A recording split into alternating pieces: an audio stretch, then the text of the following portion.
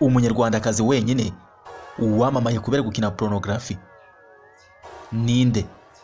Ese wari uzi ko umuntu ashobora guhindura ubuzima bwe mu gihe gito cyane bitewe n'icyemezo kimwe gusa?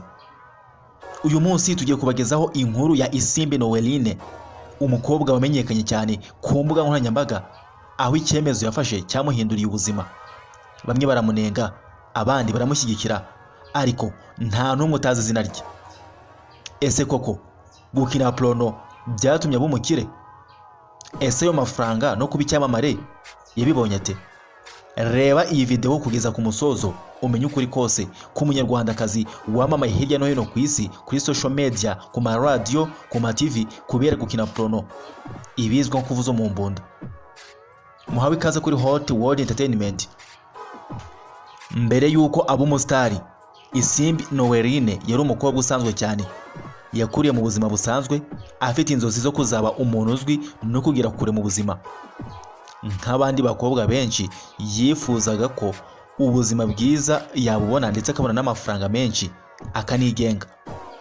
Ariko ubuzima ntibwari bworoshye. Yahuye n'imbogamizi zitandukanye zirimo ubushomeri, ibibazo by'amafaranga n'abantu bamushega intege. Hari n'abamubwiraga ko atazigera agera kure, ariko ku mutima we yarazi ko ashaka guhindura amateka ye. Ibi byatumye yerekeza mu kuri filime z'urukozasoni, arazireba cyane bimuviramo nawe kuzikora, ibizwi nka pornography. Mu gihe abandi bakobwa batinyaga kujya mu ruganda rw'imyidagaduro ruriho impaka nyinshi, Isimbi yafashe icyemezo gikomeye cyo kwinjira mu bijyanye na content y'abantu bakuru, ibizwi nka adult entertainment. Iki cyemezo cyakuruye impaka zikomeye cyane, abenshi baramunenga cyane.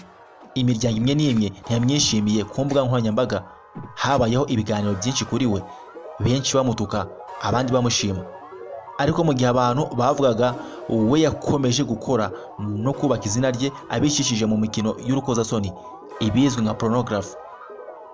Ntibyatinze Isimbi yatangiye kumenyekana cyane, abamukurikira ku mbuga nkoranyambaga bariyongera. Yatangiye kubona amafaranga menshi, avuga ko ayo yose yayakuye ku bafana bamukunze n'abamwanze, cyane cyane ku mbuga zitandukanye zishyura abahanzi bakora content. Uyu mukobwa porno yatumye agura imodoka nziza ndetse anagura inzu nziza, atangira kugaragara mu birori bikomeye. Abantu batangiye kuvuga bati reka da, biragaragara ko arimo gutera imbere, nubwo atari inzira buri wese yakwemera.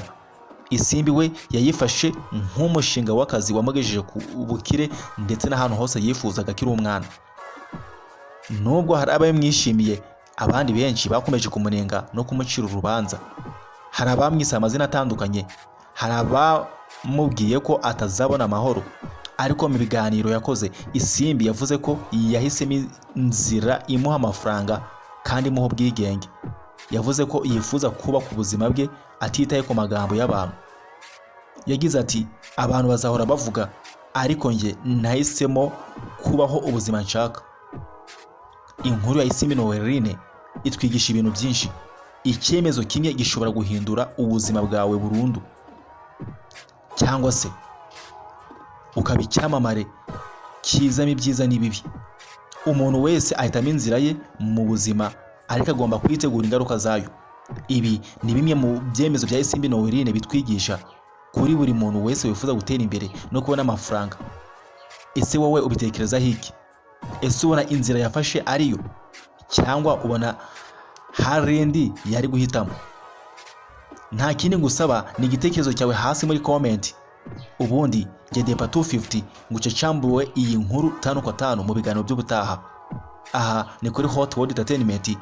Amahoro y'Imana akomeza bane namwe. Ciao ciao.